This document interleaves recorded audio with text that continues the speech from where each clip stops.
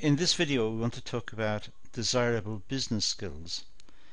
So we're going to look at a range of business skills that are useful, obviously within the business arena, but will also overlap with the type of skills that you need to develop as a student of business. So we're going to look at a wide range of skills, and some of them you can relate to from your own student perspective and adopt some of these skills yourself. I'll indicate as I go through where these are particularly highlighted. So we start by the issue of to identify and develop appropriate skills. Well, the first point we need to make is that work should give some job satisfaction. It should be a situation where workers enjoy what they're doing. Employees like their work. Managers like their work. And that means that there is a social element associated with work, as well as a business stroke economic stroke financial set of implications from work. The social one is we meet as a community. We meet within a certain environment, and we mix within that environment. We build up friendships, and we get to know our colleagues, and there should be some sort of job satisfaction coming back from the whole exercise. It's not simply a question of going to work to earn an income. Now, a lot of what I'm saying here relates to the videos that we've covered, or that you will cover, on the topics of motivation. But the early days of business management saw employees as inputs. They saw them as factors of production. The employees simply facilitated production by performing certain tasks. So they were very similar to the machines that they were working with. Later, more, if you like, enlightened or different views of worker involvements became apparent. And I say became apparent because they were also tested to see if they would lead to increased productivity or less productivity. And these were approaches which dealt with the employees more as humans, more as people, and tried to understand the motivations of people and tried to address those and tried to engage them in the workplace by understanding their motivations. The second point here is that we tend to look for long-term career goals. We like the idea of picking a career that will take us through life, and we will build up expertise and competencies within that particular area, which will enable us to produce an income for ourselves and for our families over a long period of time, ideally a lifetime. So we tend to look for career goals which first of all gives us continuity of employment, but also will give us particular feedback and ways in which we can improve ourselves and improve our career chances over our working lives. For example, feedback from managers about performance. Instead of seeing this as a way of management criticizing us, it could be a way of us seeing that the management are giving us feedback on ways in which we can constructively improve our performance, perhaps by obtaining extra qualifications or by building up particular skill sets. So looking at desirable business skills involves, I think at the start, two basic issues. One is that we should enjoy what we're doing. that will enable us to be more motivated.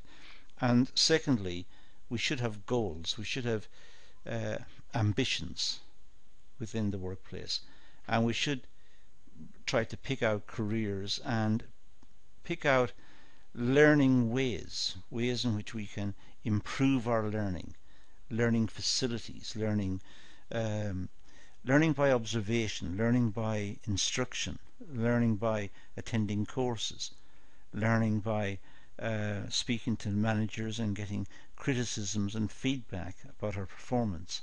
But we learn from all of this, and this will enable us also to progress in our careers.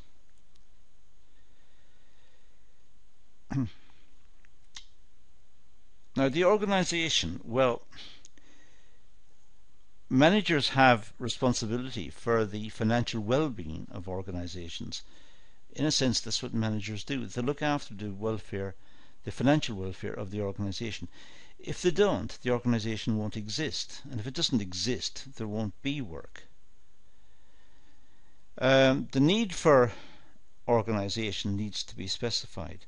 It's important that we understand that the organization is there perhaps to generate profits for the investors, or the organization is there to meet a particular aspiration from the founders, the aspiration being to supply certain products to certain sectors of the community, perhaps at very cheap prices. So it may not be profit orientated. It may be motivated or orientated towards the achievement of other objectives. But the need for the organization must be that somebody wants the output of the organization. And that want, that need on the part of outside agencies, people, consumers, other organizations, the government, whoever it is, that need is what justifies the existence of the organization. But managers also have to manage the portfolio. They have to look after different aspects of the organization, looking after stockholding and production schedules and staffing rotas, and trying to get a balance between all of them and getting them synchronized and getting them working effectively. That's a big job and a big task for management. There are also current and long-term transactions. The management must ensure that the current transactions are adequately acquitted. In other words, that the current transactions are dealt with. But there are also long-term ones which are in the planning, ones which are just being spoken about, which will arise in the future. And it may be that the managers need to start to factor in the resources and try to plan out how to deal with the problems that may be encountered when these transactions become real, become the center of focus for their activities. It's important that managers understand deadlines and dates. They must work to schedules. They must work to particular dates and deadlines, and they must try to deliver what they promised by certain dates. Otherwise, the whole sequential process of the organization may be disrupted. If one section of the organization is not performing according to what it said, then sections that follow on from that will be disrupted. Sections before it will be disrupted as well, because the whole planning and operational part of the business will be thrown out because one of the particular functions within the business is not working appropriately or as promised. So it's important to meet dates and deadlines that are specified. Now, the tools, well, The tools of management would be to have calendars, making sure that the managers are aware that certain days, certain activities should be complete, or certain tasks should be started, or whatever it is. So it should be calendars, and ideally these calendars should be shared throughout the organization so that the management know exactly what's happening and what's starting. They may not be called calendars, they may be called schedulers, or there may be databases of activities, or there may be particular applications within the local area network, if the company has one, that simply indicate to the management what's happening next and what needs to be done, who's doing what. There could be specialist folders within the computer system where particular documents are stored, and they may be accessed by certain people who have privileges to access those documents. There could be drawings, for example, technical drawings, or there could be past records, or there could be experiences from dealing with certain customers, or whatever it is. But so there may be specialist folders that are also available within the local area network, available on the LAN within the organization.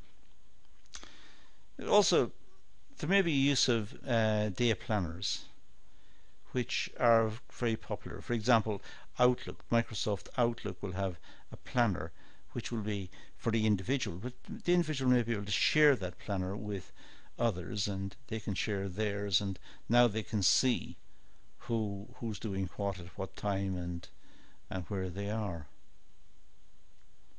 It could be color-coded post-it notes and highlighters. It could be as simple as that.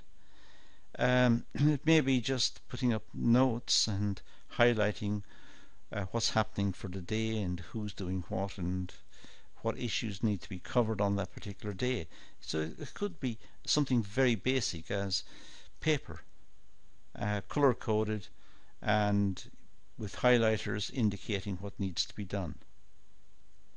But as I said, it could be apps and programs that are custom built and used within the organization, perhaps programs written specifically for that organization. Now, good organization shows reliability. The managers are reliable. The organization is reliable. If all the managers are reliable, the organization will be reliable, and that enhances the reputation of the organization. But it's important that the individual managers are reliable, and they're also competent. There's competence. They are competent to do the job. They're capable of doing what they said. They're capable of delivering the output that they have promised. And they're efficient at doing that. They don't waste resources. They don't waste capital or labor or raw materials. They are efficient. They think about what needs to be done and what's the best way to do it. And they learn from their experience. Now, look at the list we've got above and build these skills as a student. These are very useful in all aspects of your working life. As a student, just go back, look at the list that we've got up here. Look at the need for organization, the need to handle a different portfolio of activities, being able to balance that portfolio of activities and achieve the dates that were promised. Go down to the tools, look at the ways in which you can use various facilities to try and help you, and then go down and realize that it's important to have reliability, competence, and efficiency. So these will be things that you can take out as a student and start to apply in all aspects of your study and work life. Now, time management. Well, time management skills show efficiency, focus, and reliability. Because if people have good time management, if they promise to attend a meeting at a certain time, they will be there. If they promise output at a certain time, it will be delivered. But they're able to manage their time in a way that it's broken up, it's allocated, and they know exactly what to do at particular times. They have given themselves certain allocations of time, and they can work within those allocations so as to be efficient and so as to meet their obligations. Workload management depends on diligent time budgeting. So the organization will have a workload, and it's important that the management understand the workload or understand all aspects of the workload and whether the workload can be broken up into smaller units, and then look at how it can be delivered and look at the time scale that has been allocated and see if it's realistic, and only promise what can be done. Prioritize and allocate time blocks. It's important to realize that not all jobs are equal. Some jobs are more important than others, so it's important to bring out the more important ones and make sure that they're completed. These may be the high value jobs or the jobs that are most urgent for whatever reason within the organization. So prioritize. It may be just simply ranking the jobs. The most important jobs are ranked as 5. The next most important jobs are ranked as 4 and 3 and so on. It may be just as simple as that, but it's important to prioritize to make sure that the most pressing jobs, the most urgent jobs are completed first, and that time is allocated accordingly. Work efficiently within the time blocks. Each time block has been worked out specifically to deal with the task that's set. So it's important to work efficiently within that time block. Try to ensure a healthy work-life balance. Everything we say seems like the person is entirely within the organization and is entirely committed to the organization and will spend all his or her time contemplating about how to make the work more efficient and meeting the targets. However, humans need a balance. They need to have a good lifestyle. They need to have health, good sleep. They need to have social contact on the outside.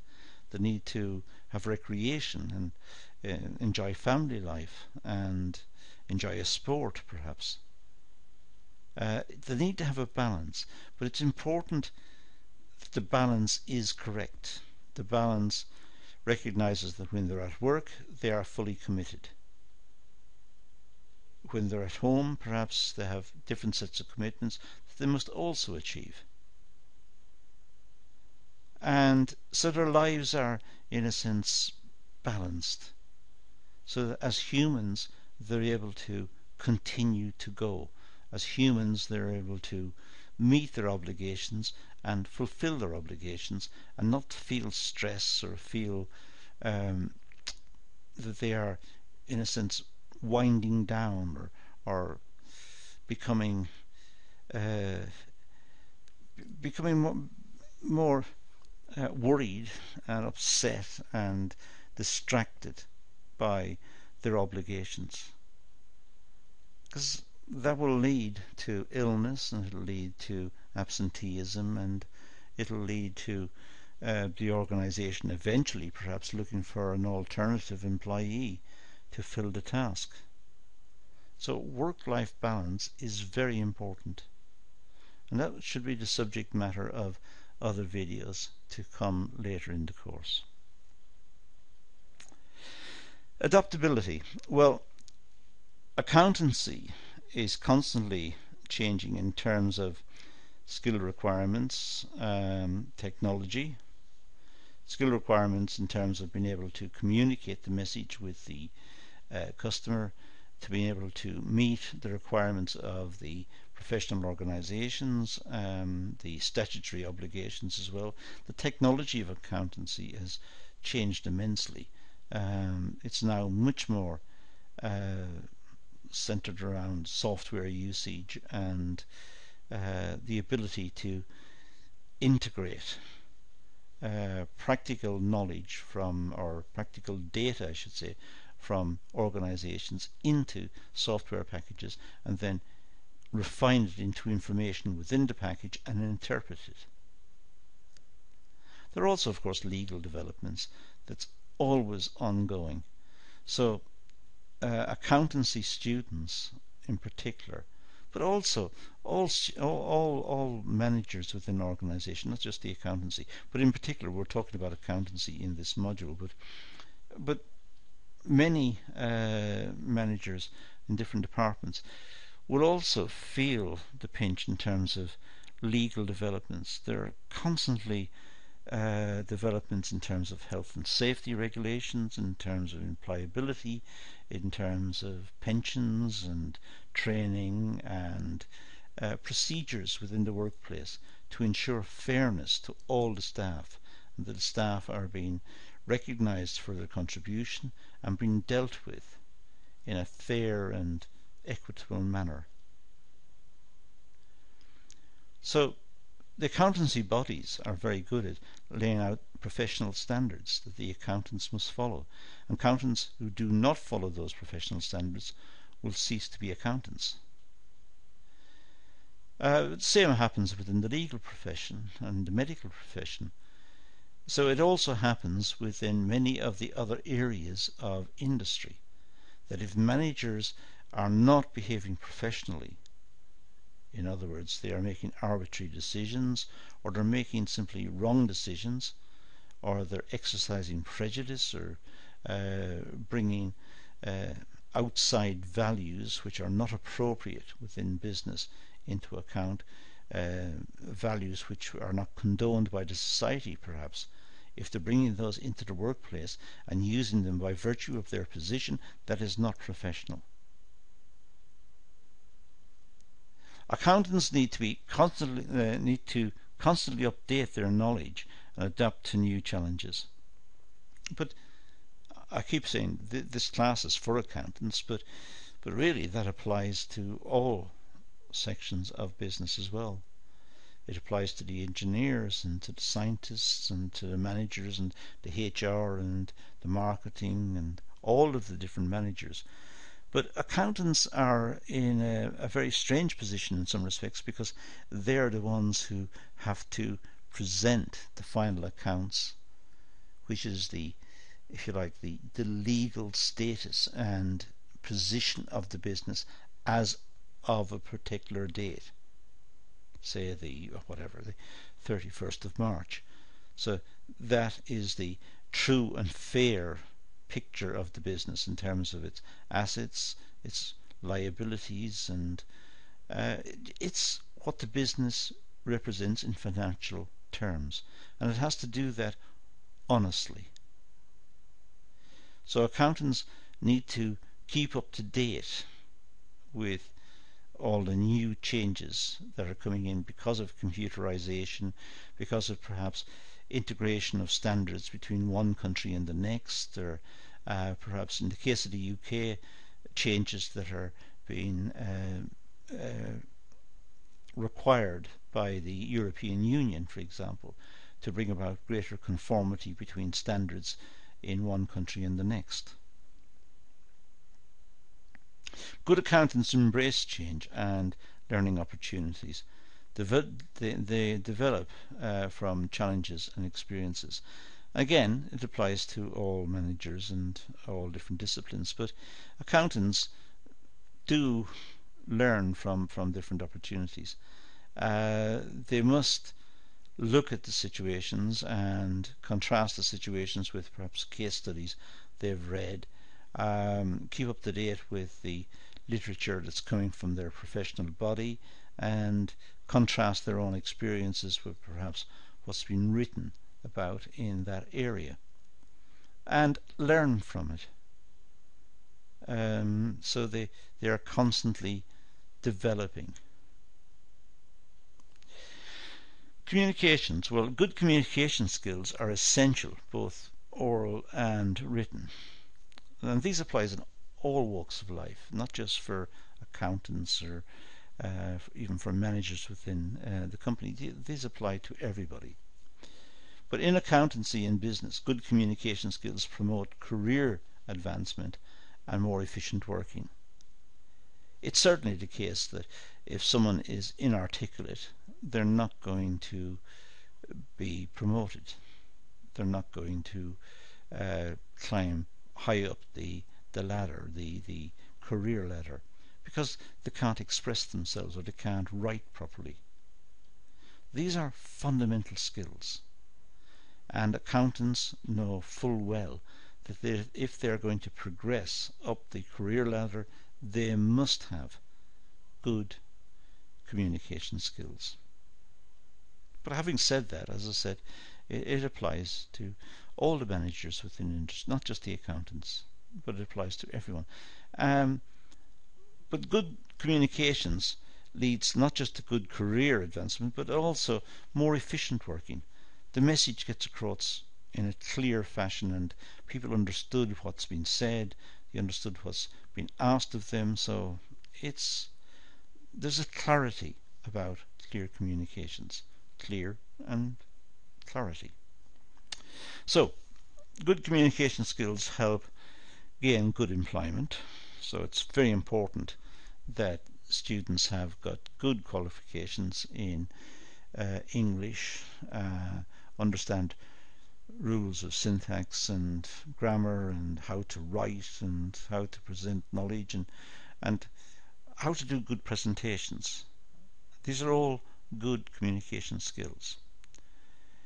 But good communications also facilitates good team working, because team working relies on communications. People must talk to each other and look at the issues, look at the problems and try to resolve the problems, and they're doing this through communications. But it also promotes the image of the business. If the business is sending out letters to their customers that are badly composed with poor spellings and poor grammar, it doesn't look professional. It'll damage the image of the business. It enables smooth client contact and interaction. So being able to write properly and communicate with clients enables a better quality contact, and the clients will have more confidence in the organization as a consequence. It demonstrates good interpersonal and networking skills. Having good communication skills means that people are able to link to each other better. They have clear understanding of what they're saying and what they want and what they're suggesting. They get to know each other better. They have the same types of backgrounds and knowledge and ways of communicating, so they understand. So it leads to better networking skills, better interpersonal skills. It's important, therefore, as students that you ensure that your non-verbal communications are appropriate. Not just your verbal communications in terms of your written work or your spoken messages, but your personality should be helpful and supportive. People should have confidence in you as well and trust you, and they trust you by looking at your actions and look at the way you behave. And if you are helpful and supportive, they will want to know you. They will want to like you, and they'll want you on their team.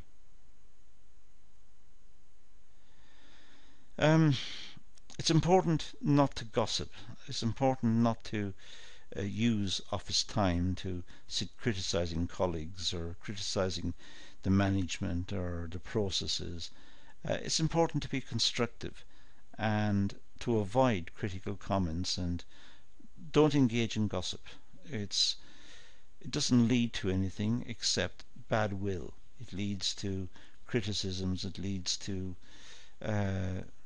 alienation of certain parts of the colleague, your colleagues. The colleagues want to disassociate themselves from those comments, perhaps.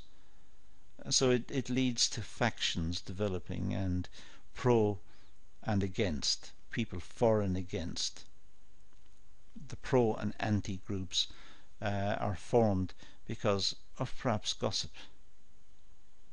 So it's not a useful thing to engage in. It's important that your dress code and appearance and posture are appropriate. The managers represent the business, and they must be respected by their colleagues, they must be respected by senior management, and they must be respected by line management and the employees in general. So the dress code is important. It's important to ensure that the appearance of the person, not just the way they speak and the way they present themselves, is good, but their appearance must be good in the sense that they have made an effort to represent the business in a professional way. So they dress appropriately. This happens in all sorts of areas. People do not turn up to work dressed in, if they're working in senior management position, they don't turn up dressed in shabby clothes, because the position requires a certain amount of respect. Policemen dress with a uniform, so we know that they are policemen. They have got a certain authority. Some policemen are more senior than others, so they wear insignia to say that they are. The same within the military forces. Undertakers dress appropriately for what they do. It cuts right across society, so it's important that we subscribe to that, and that it doesn't take a lot of effort, but it should be factored in, that dress code, posture, and just general appearance is appropriate for the tasks that the person is undertaking. It's important to have good manners. It's important to understand etiquette. It's important to understand how to eat, how to handle a knife and fork, or how to handle chopsticks, or whatever. It's important to understand not to abuse substances and not to drink excessively. It's important to understand that in business meetings, or if it's a business luncheon, that a certain code of behaviour is required. So manners should be understood. There should be care to other people's feelings and their position. The more that individuals demonstrate their manners, the more respect that they will get, and thereby, of course, the more respect that their organisation will get. It's also important to speak clearly with good articulation and never use offensive or bad language. It's very important to be able to speak clearly and have good diction and good grammar to ensure that the message gets across clearly. There's no ambiguity. Try to avoid jokes and smart comments. Some of these may be offensive. Perhaps the person making those comments hasn't thought about it very carefully. And even though it may not offend anyone in the room, it may offend some members of their family. So always avoid making offensive or comments which could be interpreted badly by some people. And certainly avoid bad language. Swearing and using profanities is not required. It's not ever condoned, and it's not ever acceptable. There's no need for it. It's a sign of, if anything, it's a sign of bad communication skills. Not having sufficient language skills. So people resort to that sort of language. So it's very important to bear that in mind. Openness. Well, honesty and integrity are highly valued in the business world. Accountants pride themselves on adhering to the strictest ethical standards. This promotes trust. So accountants are monitored by their professional bodies, by the accountancy bodies. They also, in a sense, self-monitor. They watch themselves. They know what's required of them. And if they're acting properly, it promotes trust in them. It promotes trust in the business for whom they work. But the standards that they are upholding are standards that represent the highest ethical positions. They're not out to cheat or lie or trick anybody. They're acting honestly and openly. They are reporting the facts and interpreting the facts. So it promotes trust. Being transparent when making decisions and giving advice has the added benefit of improving working relationships. It will make teamwork easier and will help you to foster an environment that is respectful and collaborative. So it's very important to portray honesty and openness and fairness. And this will enable others to relate to that person and trust that person and trust the organization for whom the person works. And it'll also enable people to work in teams because there's trust within the team. They understand that the team has got a particular task to complete, but now they understand that the members of the team are trustworthy. They don't cheat or lie or gossip or whatever. They just simply apply themselves to completing the task, and that will make teamwork easier. And there will be much more respect and collaboration within the organization, and much more efficiency and productivity as a consequence. Any act of decision making should provoke a consideration of ensuing consequences. So when people have to make decisions, foremost in their minds should be what's going to be the consequence of this decision. What will happen as a consequence of making this particular decision? And if it adversely affects some people, perhaps the decision would want to be revisited and perhaps modified. So it's important to look at the consequences of decisions and trace through the implications of decisions to see who is affected adversely and what can be done about that. Because ideally, decisions should not adversely affect people. Ideally. We know that in business, many decisions adversely affect people. Prices have to be increased, people are adversely affected.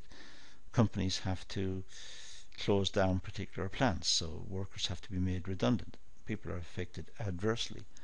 But ideally, if possible, when making the decisions, try to trace through the implications to see if anything can be done at that early stage to ameliorate the bad effects, the negative effects of the decision.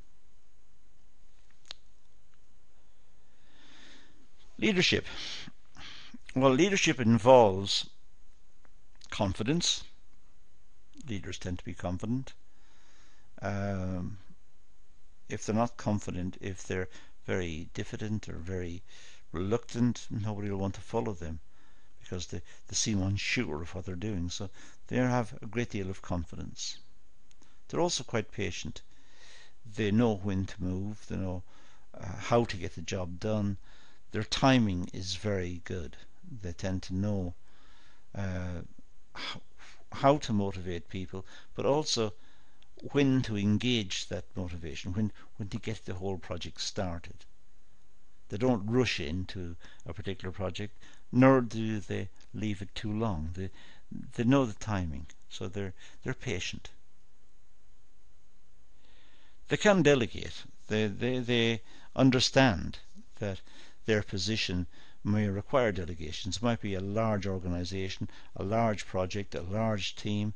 They can't relate to all the members of the team. If there are 100 people in the team, the leader can't talk to each of them separately every day and deal with different issues raised from each of them. So the chances are they will have some sort of hierarchical structure. There will be the leader, there will be senior people within that, and then there will be the employees. So good leaders can delegate. But they can also mentor and teach. They know that they need good managers with them who exhibit good leadership skills. But sometimes people only have good leadership skills because they've been mentored, they've been trained to have these leadership skills. So it's important for the leader to be able to mentor people who are next in line. And they may do this by working with them, having them with them all the time and working as a team, a small team, perhaps 2 or 3, the overall leader and perhaps 2 others or 1 other, and they will then learn what the leader is thinking and doing and why they've made particular decisions. They tend to be approachable and makes himself or herself available. Leaders should not be aloof. And there should be a feeling throughout the organization that the leader can be contacted, that it is possible to make contact and have a meeting with the leader if need be. And that will lead to more cohesion within the organization. The organization will be more bound together because there's more trust in the leader. They're also responsible. They are people who will make good decisions and they will take responsibility for their decisions. If the decision goes wrong, they will still take the responsibility. They will own up bad decision. So they're responsible for the assets of the business and for the success of the different projects, but they are responsible in the sense that they will accept that responsibility. They don't try to blame someone else. They're team members. They can work as a team and they can work within teams. They can deal with others and they can relate to others and empathize, but at the same time try to move the team in a particular direction. They can nudge them along by making good arguments and good points and trying to encourage people to move in a certain direction. So they will work within teams and they can be quite good as members of teams. They tend to engage in strategic thinking, long-term planning. The leaders understand that the organization will have short-term rules and regulations and procedures. And if these are working, then the leader, the chances are, will leave those because they're working. But the leader will be concerned about the future, where the organization will be in 5 or 10 years' time. Look at the long-term planning. Look at technological change and look at what's happening to the organization over time. So the leader may want to engage in this type of strategic thinking and then try to nudge the organization down a slightly different path, so it will capitalize on technological advancements, it will change the product range, it will change its ways of working. It may take a long time to do this, but at least the organization is orientating itself towards what's required in the future. So it's not sticking to one position. The organization is becoming flexible. Leaders tend to be quite visionary. I think we have to be careful with this word at the same time, because it may overlap with our understanding of entrepreneurial. But leaders tend to be visionary. They tend to look at problems and try to imagine what the solutions are and the ways round the particular problem. Where entrepreneurs, of course, are looking for gaps in the market and looking for areas where the organization can move in to do something different, or change the way it works, or reinvent itself, in other words. But the visionary person we're talking about under leadership may be someone who just thinks about particular issues, thinks about particular problems, and tries to imagine what the solutions can be, and having selected perhaps a small number of possible solutions, will then discuss these with other colleagues and get criticisms and feedback, and eventually refine their decision making through this, if you like, visionary process, this imaginary process, until finally there is an agreement that the optimum course is in a particular direction. And that may be the product of this type of visionary thinking. They're also quite creative, and again we have to be careful here about overlap with entrepreneurship. But they are creative in the sense that they can problem solve. They can problem solve generally quite efficiently. They can see solutions perhaps that others didn't see. They can use existing resources in innovative ways. So they're quite creative, and they're able to solve problems very rapidly. Now, a useful activity would be to research articles on prominent leaders in history and try to determine why they were so effective as leaders. It's a big task, that one, but a very useful one. It's always worthwhile giving yourself a task at the end of a session such as this. So go online and pick someone big and interesting and see why were they so effective as leaders. This could be a political leader, someone who was able to lead the people, but at the same time was flexible and was able to accommodate different opinions and was able to move in particular directions. It could be an industrialist, someone who took a company that was failing and turned it around. It could be an entrepreneur who was also seen as a leader. It could be Steve Jobs from Apple, who enjoys an immense reputation for his innovative work. It could be Bill Gates from Microsoft, who to a large extent is responsible for changing the world. Well, that seems like a very grandiose thing to say, but without him and Steve Jobs and all the others, we would not have computers in the format we have today. We may not be as advanced as we are today.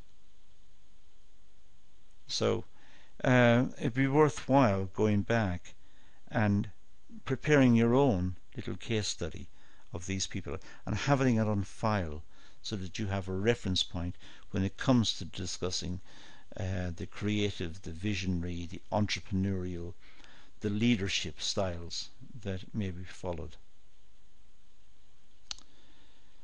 So that's really all we need to do in this session. It's a relatively long session, but it covers a lot of topics associated with issues in business and the types of skills that the business community must have to resolve those issues. It's an important class because it contains so many important issues, and it's worth going back and making your own notes from each of these headings that I presented throughout the session. But that's all we're going to deal with here, so let's leave it at that and say thank you for watching.